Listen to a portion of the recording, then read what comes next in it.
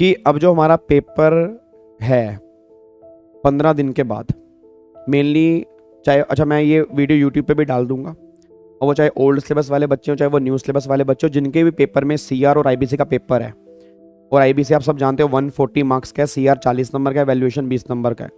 तो उस पेपर को हमें क्रैक कैसे करना है, इससे पहले मैंने एक वीडियो बनाई थी, अगर आपको याद आ रहा हो, एबीसी कैटेगरी। तो अगर आपने वो वीडियो देखी है तो अच्छी बात है, नहीं देखी तो एक बार अभी भी बोलूंगा, 15 दिन बचे हैं, उस एबीसी कैटेगरी को एक बार देख लो। जो एक कैटेगरी के टॉपिक है कम से कम उसकी एक बार दोबारा से रिवीजन कर लो। मतलब एक कैटेगरी के टॉपिक आपने किसी भी हालत में छोड़ के नहीं जाने, आप एग्जाम में बहुत दिक्कत क्रिएट करोगे अगर आपने एक कैटेगरी के टॉपिक छोड़े हैं, क्योंकि ये लगा लो 70 to 80% एग्जाम उसके अंदर से बनता है, सीआर और आईबीसी का, बस ये पर ध्यान दो। अब दूसरा मेन बच्चे को प्रॉब्लम आती है, सर मान लो आईबीसी का इलेक्टिव पेपर है, तो उस इलेक्टिव पेपर को हमें हैंडल कैसे करना है। तो पहले मैं ये क्लियर कर दूं, जो बच्चे, आप रेगुलर बैच वाले को तो पता होगा कि मैंने आईबीसी एज ए इलेक्टिव लिया ही नहीं है, ठीक है ना। हमने बहुत मतलब अप्रोक्सीमेट हमारे 60 to 61 लेक्चर लगे हैं सिर्फ आईबीसी के अंदर। उसका रीज़न है कि मेरे को ये नहीं चाहिए कि आपके दिमाग में वो इलेक्टिव हो, और मैं इस बात को प्रूव करूंगा भी आपको मैं दिखाऊंगा, क्वेश्चन पेपर दिखाऊंगा। अगर आप इसके क्वेश्चन देखोगे ना, मैं कह रहा हूं अगर तुम ऊपर केस स्टडी नहीं पढ़ो या तुम अगर बुक्स को खोलना ना देखो, तो भी तुम्हें कम से कम 60 to 70% पेपर तुम्हें पहले से आता होगा, अगर तुमने इलेक्टिव ओपन बुक नहीं माना, जिस तरह से हमने क्लास में किया वैसे किए। आपको मैं दिखाऊंगा भी एक बार, ये क्वेश्चन पेपर आपका, ये सर मेरे खुद का तो है नहीं, आपको मैं दिखाता हूँ। ये पेपर आपके दिसंबर 23 का है जी, अब ये पेपर आपका दिसंबर 23 का है। अब मैं आपको दिखाता हूँ, देखो एग्जामिनर की ना गेम समझना। पहले आपको मैंने कल ग्रुप के अंदर भी ऑडियो भेज के बच्चों को बताया भी था कि पहली बात, आप कभी केस स्टडी मत जाना कि 2 नंबर की केस स्टडी है, 2 पेज की केस स्टडी है या 1.5 पेज की केस स्टडी है। सर वो केस स्टडी कैसे पढ़ेंगे, हमारा 1 घंटा उसमें लग जाएगा, इतनी इंग्लिश को हिंदी में कैसे कन्वर्ट करेंगे। तो पहली बात, पूरा का पूरा टाइम पहले आपको स्टार्टिंग में केस स्टडी पे नहीं लगाना, और पहले 15 मिनट तो बिल्कुल नहीं लगाने। आपको पहले 15 मिनट में करना क्या है, केस स्टडी के नीचे वाले जो क्वेश्चन है ना, पहले वो क्वेश्चन पढ़ने। आपको मैं दिखा दूंगा 60% क्वेश्चन जो है ना वो केस स्टडी से लिंक नहीं है, वो तुम डायरेक्टली भी लिख सकते हो। ऐसा नहीं है कि अगर तुमने केस स्टडी पढ़ी होगी तो वो क्वेश्चन सोल्व होगा, वो एक बेसिक क्वेश्चन है। आपको मैं दिखाता हूं, ये इन्होंने केस स्टडी दी है। अब ये केस स्टडी मैंने कल खुद बैठ के पढ़ी है भाई साहब, ये सारी बातें तो इसने सारी बेकार की लिखी है, ये पूरी बात बेकार की है। देखो कम से कम उसने 15 मिनट खा लिया आपके। अब जो बच्चा इसमें भाई साहब ये पढ़ने के लिए बैठ गया स्टार्टिंग में केस स्टडी 15 मिनट के अंदर, वो काम उसके 15 मिनट गायब हो गए। सर इसमें क्या लिखा है, आप सीएस हो, आप वेल प्रोफेशनल सीएस हो, आप हाई प्रोफाइल सीएस हो, बहुत नॉलेज है आपको, आप आईबीसी के महाज्ञाता हो, महा कंसल्ट हो, ये हो वो हो, अटरम हो शटरम हो, और कह रहा है अब तुम कंसल्ट करो, एक क्लाइंट तुम्हारे पास आया उसको आईबीसी में कंसल्ट करो। मतलब ये तो इंट्रोडक्शन उसने दिया है, ये सिर्फ इंट्रोडक्शन दिया कि तुम क्या हो। इसमें उसने कुछ ये नहीं बताया कि कंपनी के बारे में वो क्या कह रहा है। वो कह रहा है कि तुम आईसीएसआई में आईसीए में सेशन लेते हो, वेल प्रोफेशनल हो, आईबीसी की नॉलेज है, तुम महाज्ञानी हो, महापंडित हो, ये सारी बातें उसने बोली हैं। कम से कम 10 मिनट आपके इसके पढ़ने के अंदर लग जाएंगे। अब क्वेश्चन जो स्टार्ट हो रहे हैं ना, चेक करना, क्वेश्चन स्टार्ट हो रहा है यहां से केस स्टडी स्टार्ट हो रही है आपकी, यहां से केस स्टडी बननी स्टार्ट हो रही है। अब एक बार चेक करते हैं, ये उसने देखो पॉइंट नंबर ए दिया, ये भी क्वेश्चन चल रहा है, ये पॉइंट नंबर बी दिया उसने, ये पॉइंट नंबर सी दिया, डी दिया, ई दिया, उसके बाद पॉइंट नंबर उसने फिर एफ दिया, ये सारा केस स्टडी है। फिर यहाँ पे उसने पॉइंट नंबर जी दिया, एच दिया, ठीक है। अब यहाँ पे अब देखो ये क्वेश्चन है, अब यहां से हमारे क्वेश्चन स्टार्ट हो रहे हैं। तो पहले तुम्हें 15 मिनट मिले हैं, तो 15 मिनट में वो अगर तुमने एफ तक पढ़ लिया ना, अगर तुमने एफ तक पढ़ लिया तुम्हारा काम हो गया। फिर वो 15 मिनट गए, वो तुम्हारा पेपर ही निकल गया उससे। अब 15 मिनट में करना क्या है, पहले क्वेश्चन पढ़ा, उसने क्वेश्चन बोला, कह रहा है with reference to above data answer the following. बच्चा कह रहा है यार कमाल की बात कर रहे हो गाबा सर यार। वो कह रहा है with reference to above data, कि जो ऊपर डेटा दिया है उसको रेफर करके मुझे आंसर देने हैं। अब वो डेटा तो उसने 3 पेज का दिया है। पढ़ो क्वेश्चन पढ़ो एक बार, कह रहा है इन respect of the input given in para A above briefly answer the following question. मतलब पैरा ए, अब ध्यान रखना, अब हमें सिर्फ पैरा ए पढ़ना है। मतलब जोन से वो पैरा बोलता रहेगा ना, उस पैरा को हम पढ़ेंगे। उसने क्या बोला है पैरा ए, अभी हम देख लेंगे। पैरा ए ये है जी, ये देखो ये पैरा ए, ये आपके सामने ये पैरा ए है जी। उसमें क्रेडिटर उसने फाइनेंशियल डेट दे रखा है, ये उनका डेट दे रखा है जी। उसने बोला हैवी लॉस है तो क्रेडिटर डी, अब क्रेडिटर डी कौन है, ऑपरेशनल डेट है, तो creditor D file an application with the NCLT to initiate CIRP against ABC limited and application was accepted. Application accept हो गई। अब उसने क्या बोला है नीचे ध्यान रखना, उसने बोला है कि who will be the form part of committee of creditor from list of creditor given. जो क्रेडिटर की लिस्ट गिवन है उसमें कौन सीओसी का पार्ट बनेगा। तो आपको मैंने पहले भी कहा था सारे फाइनेंशियल क्रेडिटर सीओसी का पार्ट बन सकते हैं। मैं यहाँ पे ना इसमें एक बात से एग्री नहीं करता। अब मैं एग्री क्यों नहीं करता, क्योंकि जो मेरे को सेक्शन की जो एनालिसिस है उस बात पे एग्री नहीं करता। इन्होंने इसका आंसर दिया है कि सारे क्रेडिटर सीओसी का पार्ट बन सकते हैं। यस बन सकते हैं, बट याद करो सेक्शन नंबर 21 जो कहता है वो कहता है सारे फाइनेंशियल क्रेडिटर सीओसी का पार्ट बन सकते हैं। अगर फाइनेंशियल क्रेडिटर नहीं है या वो रिलेटिव हैं तो फिर ऑपरेशनल क्रेडिटर सीओसी के अंदर आते हैं। अगर फाइनेंशियल क्रेडिटर हैं तो एक बात बताओ, सीओसी का पार्ट तो सारे नहीं बन सकते ना। हाँ, सीओसी की मीटिंग में ऑपरेशनल क्रेडिटर आ जाते हैं, और वो भी ऑपरेशनल क्रेडिटर वो आते हैं जिनके 10% या उससे ऊपर का डेट होता है, अगर आपको याद आ रहा हो। बट अगर मैं इसका आंसर देखूंगा ना, इसके आंसर में इन्होंने ये लिखा हुआ है A B C D E, ये सारे क्रेडिटर सीओसी का पार्ट बन सकते हैं। मेरे अकॉर्डिंग थोड़ा सा इसमें दिक्कत है। ठीक है, इन्होंने क्या किया, पूरे प्रोविजन को कंबाइन करके बोल दिया कि ओसी बन सकता है। यस, ओसी बन सकता है, वो तब बन सकता है अगर एफसी मान लो नहीं है, या एफसी अगर मान लो रिलेटेड पार्टी है, उस केस में जो ऑपरेशनल क्रेडिटर होगा ना वो सीओसी का पार्ट बनेगा, अदरवाइज सीओसी का पार्ट नहीं बनेगा मेरे अकॉर्डिंग। और अगर आपको याद आ रहा हो जी, फिर हमने सेक्शन नंबर 24 मीटिंग वाला किया था, उसमें लिखा हुआ था कि नोटिस जाएगा फाइनेंशियल क्रेडिटर को, और अगर मान लो फाइनेंशियल क्रेडिटर है ही नहीं, ठीक है, फिर ऑपरेशनल क्रेडिटर है, फिर तो उन्हीं की मीटिंग है। और अगर मान लो फाइनेंशियल क्रेडिटर हैं तो ऑपरेशनल क्रेडिटर डायरेक्टर उनको भी नोटिस जाता है, और ऑपरेशनल क्रेडिटर को नोटिस जाता है, उनको वोट करने का अधिकार नहीं होता है, अगर आपको याद आ रहा हो जी। अब ये पहला क्वेश्चन है, ठीक है जी। देखो बच्चा कहता है सर अगर अब हम क्या लिखें जी, देखो सिंपल सी बात है, आप दो चीजें लिख के आओ।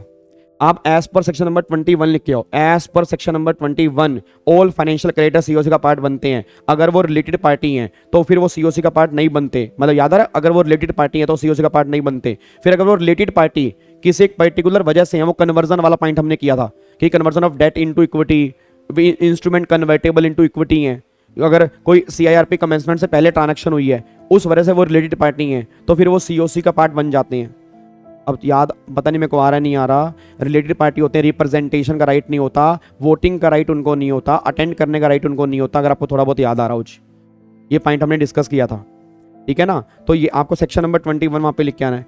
आप फिर लिख सकते हो कि 24 का जो नोटिस है वो ऑपरेशनल के पास भी जाता है और फाइनेंशियल के पास तो जाता ही जाता है, सारे के सारे लोगों के पास जाता है। तो अब इस तरह से आप सेक्शन नंबर 21 और 24 कोट करके आ सकते हो, और बाकी जैसा इन्होंने लिखा है आप वैसा भी लिख सकते हो जी। आपको मैं इसका आंसर दिखाता हूँ, देखो इन्होंने क्या लिखा है। पहले तो बिल्कुल सही लिख रहे थे ऊपर, अब देखो इन्होंने क्या लिखा है।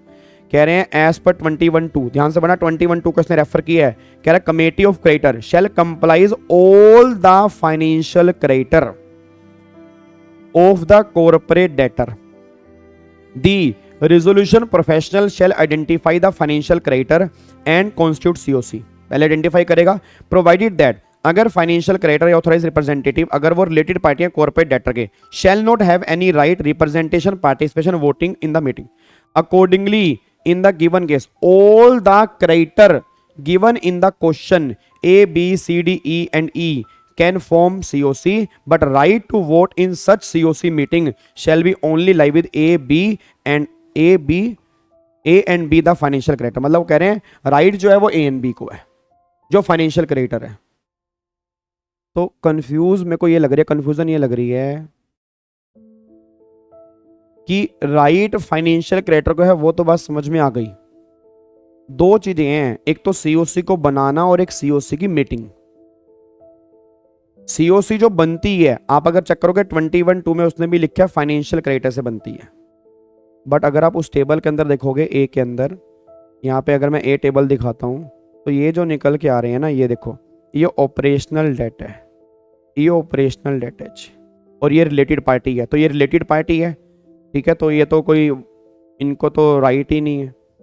मेरे को समझ नहीं आ रहा कि इसने बोला सीओसी का पार्ट सारे बनेंगे, ठीक है, ऊपर बोला फाइनेंशियल क्रेडिटर बनेगा और ये ऑपरेशनल क्रेडिटर है, इनको तो वोटिंग का राइट है ही नहीं, ये रिलेटेड पार्टी है, इनको भी राइट नहीं होना चाहिए, ठीक है। तो फाइनेंशियल क्रेडिटर मेरे ख्याल से सीओसी बननी इसकी चाहिए, नोटिस सबको जाएगा, बट वोटिंग का राइट जो होगा वो ए और बी का होगा। ये मेरे कोडिंग्स का करेक्ट आंसर बनता है जी।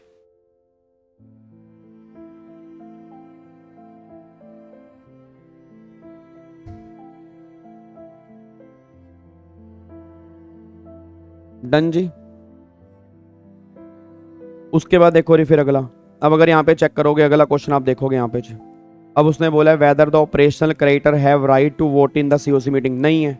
अब बताओ अगर ये तुम क्वेश्चन पहले पढ़ लोगे तो तुम्हें आंसर नहीं पता लग जाएगा। कह रहा है what is the mandatory agenda that should be discuss in the first meeting. बताओ फर्स्ट मीटिंग में क्या एजेंडा होता है। फर्स्ट मीटिंग जब होती है, आईआरपी फर्स्ट मीटिंग कंडक्ट करवाता है तो क्या होता है उसके अंदर, रेजोल्यूशन प्रोफेशनल की अपॉइंटमेंट होती है। तो ये है जी। अब इसमें पॉइंट नंबर ए पढ़ने की रिक्वायरमेंट थोड़ा है। कह रहा है what should be the quorum. बताओ कोरम क्या होगा, 33% का कोरम होगा। और पावर होती है, इस कोरम को मॉडिफाई भी कर सकते हैं। ये क्वेश्चन आया हुआ है, बताओ। ठीक है, फिर उसने बोला है in the respect of input given in B. अब यहाँ पे हमें पैरा बी पढ़ना है। अब यहाँ पर हमें पैरा बी पढ़ना है। कह रहे हैं whether the proposal of mister Arvind to include the equity share of the subsidiary company of MTPL as a part of liquidation estate. याद करो लिक्विडेशन एस्टेट वाला पॉइंट हमने डिस्कस किया था कि लिक्विडेशन एस्टेट में क्या क्या आता है। आई थिंक उसके ए क्लोज के अंदर ही हमने पॉइंट पढ़ा था कि सब्सिडरी कंपनी के जो शेयर्स होते हैं वो भी लिक्विडेशन एस्टेट में आते हैं। तो अभी पैरा बी हमने पढ़ा नहीं है, अगर आप चेक करो पैरा बी हमने पढ़ा नहीं है, बट इस पॉइंट से समझ में आ रहा है कि वो पूछना चाह रहा है कि सब्सिडरी कंपनी के शेयर भी क्या लिक्विडेशन एस्टेट में आते हैं। यस आते हैं। अब तुम्हारा तो ओपन बुक पेपर है, तुम क्या करोगे, प्रोविजन खोलोगे लिक्विडेशन एस्टेट वाला, वहां पे क्लोज नंबर ए लिखोगे, 2 नंबर तुम्हारे पक्के हैं। कह रहा है how should Arvind deal with the demand of the unsecured financial creditor. अब एक अनसिक्योर्ड फाइनेंशियल क्रेडिटर ने कोई डिमांड की है, पैरा बी के अंदर ही कोई डिमांड की होगी।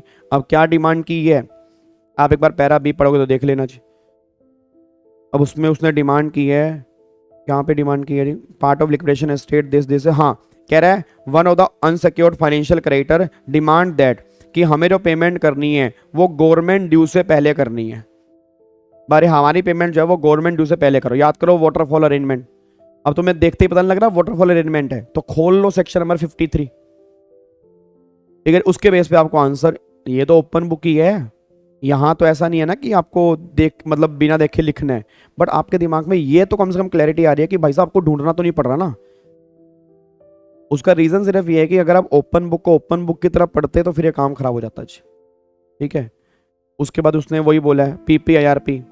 अब उसने बोला in respect of input para C. अब यहाँ पे पैरा सी के बारे में देखें। अब ये देखो यहाँ पैरा सी पढ़ना है, यहाँ पैरा डी पढ़ना है, तो पहले नहीं पढ़ना, जब जब तुम क्वेश्चन पे आओगे ना तब तुम्हें इन पैरा को पढ़ना है। ठीक है, और अगर आप इसको भी देख लोगे यहाँ पे कौन सा एक पॉइंट आपको मैं और अब देखो ये सारे के सारे, देखो पैरा एच, तो मतलब हर पैरा एक क्वेश्चन से रिलेट है, हर पैरा। ठीक है, क्वेश्चन से रिलेट है।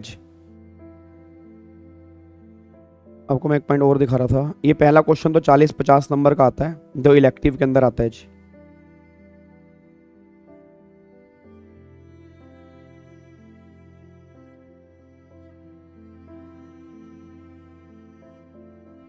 अब यहाँ पे देखो पहला तो वाटरफॉल अरेंजमेंट का 53। अब दोबारा देखो वाटरफॉल अरेंजमेंट का उसने पूछ रखा है।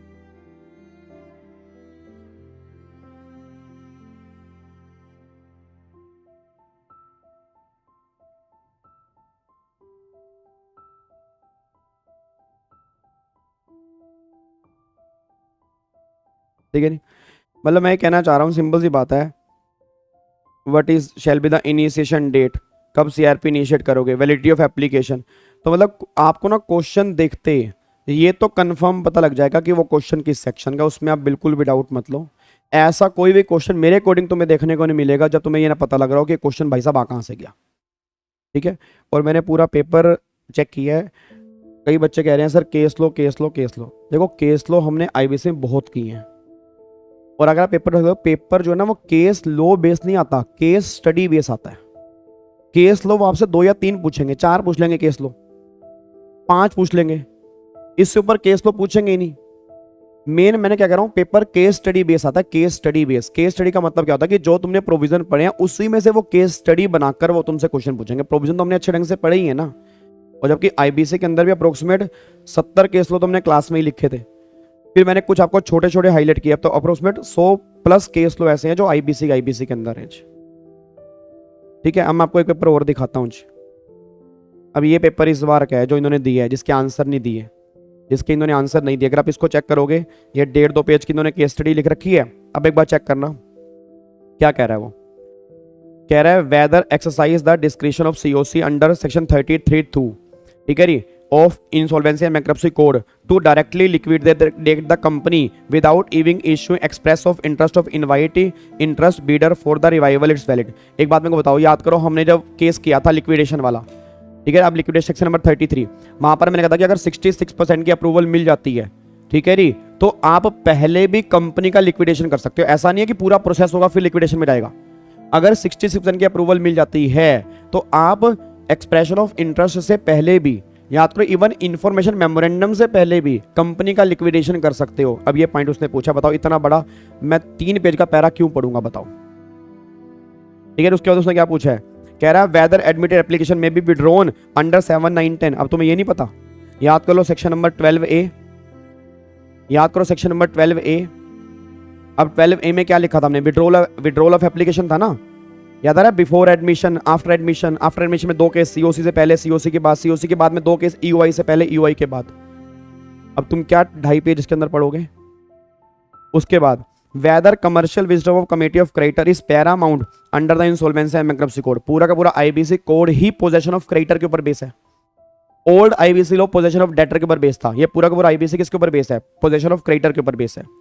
आगे देखो, whether committee of creditor shall comprise only financial creditor and not operational creditor of the corporate debtor. जो आपका सीओसी बनता है, क्या उसमें ओनली फाइनेंशियल क्रेडिटर होते हैं? यस, नॉर्मली फाइनेंशियल क्रेडिटर होते हैं, बट अगर फाइनेंशियल क्रेडिटर नहीं है, ठीक है, मेरे को याद आ रहा है एज पर रेगुलेशन, मेरे को याद नहीं आ रही, आई थिंक रेगुलेशन नंबर 16 है, if I am not wrong, regulation number 16 है, रेगुलेशन नंबर 16 ही है शायद, इसमें लिखा हुआ है कि अगर फाइनेंशियल क्रेडिटर नहीं है तो उस केस में ऑपरेशनल क्रेडिटर, वो याद करो 18 लार्जेस्ट, ठीक है जी। उसके बाद फिर 1 रिप्रेजेंटेटिव वर्कमैन का, 1 रिप्रेजेंटेटिव एम्प्लॉई का, उनकी फिर सीओसी बनती है, ठीक है। तो ये पॉइंट आपको यहाँ पे लिख के आना है। उसके बाद whether the committee of creditor empower to replace the insolvency, बताओ क्या पावर नहीं है सीओसी के पास इंसॉल्वेंसी रेजोल्यूशन प्रोफेशनल को रिप्लेस करने की? क्या रिप्लेसमेंट वाला पॉइंट हमने नहीं किया तो है रिप्लेसमेंट वाला पॉइंट, ठीक है। तो ये बताओ 5 क्वेश्चन, आप खुद बताओ, 25 नंबर के 5 क्वेश्चन है, बताओ। अब अगर तुम 1.5 पेज इतनी लंबी चौड़ी कहानी नहीं पढ़ के आ रहे, ठीक है, और अगर तुम इसके बेस पे, अपने प्रोविजन के बेस पे भी आंसर लिख के आ रहे हो, तो क्या दिक्कत है, ठीक है। तो मैं ये सिर्फ कहना चाह रहा हूं कि जो 15 मिनट है ना, तुम्हें पहले तुम्हें क्वेश्चन देखना है, क्वेश्चन क्या है, आप समझो सर, क्योंकि 3 घंटे आपका दिमाग अगर चलेगा तभी काम बनेगा, नहीं तो फिर डिग्री हाथ से पीछे छूट जाएगी, ठीक है। ये आपको ये क्वेश्चन दे रखे हैं। उसके बाद फिर उन्होंने 1.5 पेज का दे रखा है। अब उसमें 1-2 क्वेश्चन तो ऊपर लिंक हैं, उसके लिए तो हमें ये पढ़ना पड़ेगा, ठीक है, उसके लिए हमें पैराग्राफ पढ़ना पड़ेगा ऊपर वाला। But debt, default, financial debt क्या सेम होते हैं? नहीं, इन तीनों की डेफिनेशन अब लिख के आनी है, ठीक है। फिर फाइनेंशियल डेट में क्या ये चीज कवर होती है, तो इसमें फाइनेंशियल डेट की डेफिनेशन के बारे में बताना है। तो ये 2 क्वेश्चन आपके विदाउट पैराग्राफ है, ये 5 नंबर का। तो अगर आप चेक कर रहे हो 40-50 नंबर का तो डायरेक्ट तुम सोल्व कर पा रहे हो, और अगर मान लो 40-50 नंबर का तुम्हारे हाथ में आ जाता है, इसको तुम 1-1.25 घंटे में कंप्लीट करते हो, उसके बाद जो क्वेश्चन नो सोल्व नहीं हो रहे, फिर अपना केस स्टडी पे टाइम लगाओ, कि उसने जो पैरा ए बोला, एक बार पैरा ए को पढ़ लो फटाफट से, और पैरा ए को पढ़ के तुम्हें क्या फील आ रही है, उस ओपन बुक, तुम्हारा आईबीसी का पेपर है, उसको ओपन करके एक बार आप चेक कर लो, और आप चेक कर लो ये सारे जो एबीसी कैटेगरी मैंने आपको बताई है ना, आप देख लो उसमें से क्वेश्चन बना हुआ है। एक क्वेश्चन आपको दिखा दूंगा, जो मैंने सेक्शन आपको लिखवाए हैं, एक क्वेश्चन ऑलमोस्ट अगर आप देख लोगे उसके अंदर से बना हुआ। और मैं आपको एक और चीज दिखाता हूँ, देखो अब ये देख लो, पूरा का पूरा ये 3 पेज इसने केस स्टडी लिखी है, 3-4 पेज की, ठीक है जी। अब ये देखो ग्रुप इंसॉल्वेंसी वाला पॉइंट हमने डिस्कस किया था, ठीक है। उसके बाद committee of creditor play a critical role in group insolvency, फिर अपॉइंटमेंट ऑफ सिंगल और common insolvency professional group insolvency, फिर याद करो universal legislative guide on group insolvency, ये पॉइंट हमने डिस्कस किया था। फिर cross border insolvency in Indian context, cross border insolvency में से क्वेश्चन मैंने 5 नंबर का ईच है। अब इसके लिए तुम्हें 3 पेज पढ़ने की रिक्वायरमेंट थोड़ा है, तुम 3 पेज पढ़ोगे तो तुम्हारे तो 1 घंटा तो वैसे ही निकल गया। तो अगर तुम डायरेक्टली क्वेश्चन पढ़ रहे हो तो 60-70 मार्क्स के क्वेश्चन तो डायरेक्टली बने हुए हैं विदाउट के ऊपर जो 3 पेज पड़े हैं उसको देखे बिना। अगला अगला देख लो, ये 1.5 पेज की केस स्टडी है, 2 पेज की। अब मैं दिखाता हूँ एक एक क्वेश्चन तुम्हें। एलिजिबिलिटी ऑफ पीपीआईआरपी, कौन कौन पीपीआईआर के एलिजिबल है बताओ। अब उसके लिए क्या मैं 3 पेज की केस स्टडी पढ़ूंगा? पीपीआईआरपी के लिए कौन एलिजिबल है, सेक्शन नंबर 54 के अंदर मैं डिस्कस किया था अगर आपको याद आ रहा हो। फिर प्रोसीजर के एप्लीकेशन फाइल करने का, फिर insolvency professional draft base resolution plan for MSME under PPIRP. उसके बाद enumerate the circumstances under PPIRP close, किस केस में पीपीआईआर क्लोज होती है, और discuss the role of resolution professional after the nomination is approved but before application is filed. अब check करो, ये 4 क्वेश्चन तो पीपीआईआरपी के सीधा उठ के आ रखे हैं। ये 4 क्वेश्चन तो पीपीआईआरपी के सीधा उठ के ही आ रखे हैं ना। तो क्रक्स से निकल के आ रहा है कि अगर आपने प्रोविजन पे ग्रिप अपनी बना रखी है जबरदस्त तरीके से, तो आपको मैं दिखा दूंगा 60-70% आप अच्छे से करके आओगे बहुत बढ़िया तरीके से। बाकियों के लिए तुम्हें पढ़नी पड़ सकती है केस स्टडी ऊपर से पूरा का पूरा, बाकी तुम करके आ जाओगे जी। क्या आपको मेरी बात समझ में आ रही है जी? उसके बाद अब एक क्वेश्चन और था जो बच्चा कहता था सर मेरे को पल्ले ही नहीं पड़ा। अब ये आप खुद बताना, ये क्वेश्चन हमने पहले भी किया हुआ है, ये पिछली बार के सीआर का है, और यही क्वेश्चन एक बार पहले आया था जो आपको स्कैनर में देखने को मिलेगा, AS14 का जो प्रैक्टिकल क्वेश्चन माना परचेज कंसीडरेशन का। आपको मैं थोड़ा सा याद करवा दूं, अगर आपको थोड़ा बहुत याद आ रहा हो तो AS14 में जो हम कंसीडरेशन पे करते हैं वो शेयर्स के अंदर पे करते हैं। आपको मैंने कहा था डिवेंचर्स को हम कवर नहीं करते, अगर आपको थोड़ा बहुत याद आ रहा है डिवेंचर्स को हम कवर नहीं करते एज पर AS14। ठीक है, अब मैं आपको दिखाता हूं उसने क्या बोला है। 5 नंबर में क्वेश्चन बना हुआ है, 5 नंबर के अंदर क्वेश्चन बना है, 5 नंबर के अंदर ध्यान रखना, 5 नंबर के अंदर बना हुआ है। अब इस क्वेश्चन में है क्या दिखाता हूं आपको। कह रहा है based on the following information find out the total amount of purchase consideration and post merger capital structure of company. 2 चीजें बतानी है, purchase consideration and post merger capital structure. ठीक है, फिर capital structure of transferor and transferee company as follows. अब ये transfer company है, मतलब ये लगा लो कि अमलगामेटिंग कंपनी हो गया, और ये ट्रांसफरी कंपनी है मतलब अमलगामेटेड कंपनी हो गया। ये उसकी बैलेंस शीट आपको दे रखी है, मान लो उसके कैपिटल स्ट्रक्चर आपको दे रखा है। अब कह रहा है स्वैप रेशो। स्वैप रेशो क्या है? For every 40% of equity share in A limited, every 40 equity share in A limited आपको 5 शेयर मिल रहे हैं बी लिमिटेड के। मतलब इसके 40 शेयर के बदले में आपको 5 शेयर मिल रहे हैं बी लिमिटेड के। अब अगर मैं चेक करता हूं यहां पर, अब यहाँ पे एक बार देखना यहाँ पे कितने हैं जी यहाँ पे, तो अगर यहाँ पे देखोगे 100000000 डिवाइड बाय 40, एक बार चेक करना कितना आ रहा है जी। तो 1000000 एक डिवाइड बाय 40 तो कितना आ रहा है, 2.5 लाख आ रहा है। अब 2.5 लाख मल्टीप्लाई 5 उसके मिल रहे हैं उस कंपनी के, तो बताओ कितना कंसिडरेशन आप पे कर रहे हो। एक तो 37,50,000 ये आ रहा है ना, सही किया मैंने। 000000 मेरे को लग रहा है मैंने 1 करोड़ है ना। 100 divide by 40 multiply 5, sorry 12.5 lakh, 12.5 lakh यहाँ पे आ रहा है। तो एक तो कंसिडरेशन तुम ये 12.5 लाख पे कर रहे हो, एक ये पे कर रहे हो, फिर for every 5 preference share 4 share of B limited उसके 4 मिल रहे हैं, 5 लाख है यहाँ पे। अब 5 लाख डिवाइड बाय 5 के बदले में 4 मुझे उसके मिल रहे हैं, तो 4 लाख उसके मिल रहे हैं। अब डिवेंचर विल बी अलॉटेड, भाई डिवेंचर तो काउंट ही नहीं करने में, डिवेंचर तो अलाउड ही नहीं होते। AS14 चेक करो, AS14 में क्लियरली आपको मैंने बड़े बड़े शब्दों में लिख रखा है डिवेंचर काउंट नहीं करने, और मेरे को याद है हमने मॉड्यूल में से भी क्वेश्चन किया था। ठीक है ना। अब अगर आप चेक करोगे डिवेंचर तो है ही नहीं, तो 12.5 और 4 16.5 लाख रुपए तुम्हारा परचेज कंसिडरेशन है, बताओ जी। अब उसकी बैलेंस शीट नहीं क्या बनेगी, 12.5 और यहाँ पे 15, 27.5 लाख के शेयर यहाँ बन जाएंगे, 14 लाख के शेयर यहाँ प्रेफरेंस बन जाएंगे, क्योंकि 15 तो पहले ही है। अब ये इसको 12.5 के और हो गए, 27.5 के हो गए, और यहाँ 10 पहले ही हैं, 4 लाख के और हो गए, 14 लाख के प्रेफरेंस शेयर हो गए जी। ठीक है जी। अब यहाँ पे एक बार चेक कर लेना जी क्या इसमें दिक्कत आई आपको। ये क्वेश्चन तो आपका वैल्यूएशन का है, ठीक है। अब यहाँ पे एक बार चेक कर लो, यहाँ पे इन्होंने दिया होगा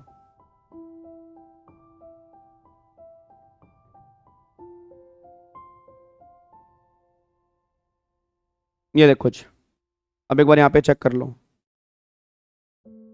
ये तो पहले उन्होंने ट्रांसफर कंपनी की वही बैलेंस शीट दे रखी है कि number of share, face value इतना, फिर ट्रांसफर ही कंपनी की दे रखी है, फिर शेयर अलॉटेड 40 के बदले में 5, तो 2.5 लाख, 12.5 लाख, ठीक है, मल्टीप्लाई 100 करोगे तो 1 करोड़ 25 या 12 करोड़ 50 लाख निकल के आ गया। ऐसे 5 के बदले में 4 है तो यहाँ पे आपका हो गया 4 लाख हो गया, तो 12.5 और 16.5, तो कंसिडरेशन हो गया 16.5 लाख शेयर। अब 100 से मल्टीप्लाई कर दोगे तो इतना तुम्हारा परचेज कंसिडरेशन जो है वो निकल के आ गया जी। फेस वैल्यू 100 है ना, तो इतने शेयर्स हैं, मल्टीप्लाई कर दोगे 100 से नहीं यहाँ पे। अब क्या पोस्ट मर्जर आएगा, 27.5 लाख ये शेयर हो गए, 14 लाख ये शेयर हो गए, रिडीमेबल डिवेंचर तो 1 लाख की है जी। अब यहाँ पे debenture being date does not form part of purchase consideration, ये पॉइंट देखो इन्होंने लिखा भी है। 5 नंबर आपके पक्के हो गए जी। तो एक ही तरह का क्वेश्चन बनेगा इसके अंदर से, जो AS14 के अंदर से बनेगा ना, वो क्वेश्चन ये बनेगा परचेज कंसिडरेशन वाला। और कंसिडरेशन जो है वो हम शेयर्स के अंदर ही पे करते हैं नॉर्मली, तो शेयर्स हमें लेने, डिवेंचर्स हमें यहाँ पे कंसीडर ही नहीं करने।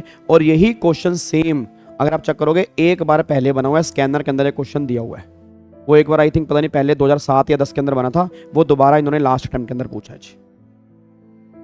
ठीक है जी, तो ये पॉइंट आपके यहाँ पे निकल के आ रहे हैं। देखो इस तरह से एग्जाम आएगा, तो मैं आपको बस इतना सा बोलूँगा, अब जितने भी दिन आपके पास बचे हैं उसके अंदर बस एक काम करना आपने, एक तो ABC कैटेगरी थोड़ा सा आप निकाल लो अगर आप निकाल सकते हो। ABC कैटेगरी के A वाले, सिर्फ मैं नहीं कह रहा BC वाले, A कैटेगरी के टॉपिक जितना हो सके उसको देख लो। और बाकी रही केस लो की बात CR के, तो मैं कोशिश करता हूँ कि जितने भी केस लो हैं मॉड्यूल वाले, ठीक है, जो भी केस लो दिए, वैसे हमने क्लास में साथ साथ डिस्कस किए थे सेक्शंस के, बट आपको थोड़ा मेहनत लग रही है क्योंकि आपके पास टाइम इस टाइम कम है। तो मैं कोशिश करता हूँ कि जो भी मॉड्यूल वाले जहाँ जहाँ केस लो हैं वो एक उसको मैं सेपरेट करके तुम्हें एक बार अलग से दे दूँ, और अगर लगा तो मैं सेशन भी प्रोवाइड कर लूँ। ठीक है जी, तो ये पॉइंट आपका यहाँ पे निकल के आ रहा है, तो इस तरह से आपको पेपर हैंडल करना है। ठीक है, बाकी आपने 1-2 पॉइंट मुझे और बोले हैं, ठीक है जी, तो उसको मैं एक छोटी सी वीडियो रिकॉर्ड करके आपकी डाल दूंगा, आप उसको देख लेना। बाकी ये सारी चीज़ें आपके सामने है, मैंने आपको बता दिया। अच्छी, बस कॉन्फिडेंस आपको अपने अंदर रखना पड़ेगा कि हाँ भाई हमने जो किया है वो पूरा कंप्लीट हमारा अच्छे ज़बरदस्त तरीके से हो चुका है, और बाकी बस उस पर हमें रहना है तरीके से। नोट्स आपके पास है ही हैं, स्कैनर आपके पास है, आप क्वेश्चन कोई भी उठा के देख लो, अगर कुछ भी आपको दिक्कत आ रही है उसके अंदर तो आप ग्रुप में डाल दो, उसका मैं रिप्लाई आपको कर दूंगा। जी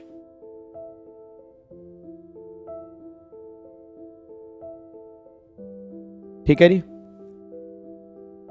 चलो ठीक है, तो फिर बाकी मुलाकात करेंगे नेक्स्ट क्लास में। All the very very best, all the very very best, all the very very best, आपका पेपर बहुत अच्छे जाए, और मैं चाहता हूँ आपके हाथ में डिग्री इस बार ज़रूर आए। मेरे दिल से तमन्ना ये है, जो बहुत ग्रुप दे रहे हैं, जो एक ग्रुप भी दे रहे हैं उनका एक ग्रुप निकले, बस अगले 15 दिन अपने पूरे के पूरे बेस्ट एफर्ट्स लगा दो जितना तुम लगा सकते हो जी। ठीक है, ग्रुप 2 के अंदर मैं दोबारा कह रहा हूँ, CR और IB से अगर आपने अच्छे से कर लिया तो कन्फर्म, देखो कॉर्पोरेट फाइनेंस में 40 की SM है, वो तुम फिर भी कर लोगे, और कॉर्पोरेट फाइनेंस फिर भी आपने थोड़ा बहुत सिक्योरिटी लो के अंदर पहले पढ़ा हो, बट ये पेपर ऐसा है जो तुम्हें मार्क्स भी अच्छे दिलवा सकता है और जो तुम्हें अटका भी सकता है। ठीक है ना, बस ये बात ध्यान देना। ठीक है जी, thank you so much, God bless you, love you all, जय Hind, bye bye, tata, thank you so much, जय Hind, thank you so much.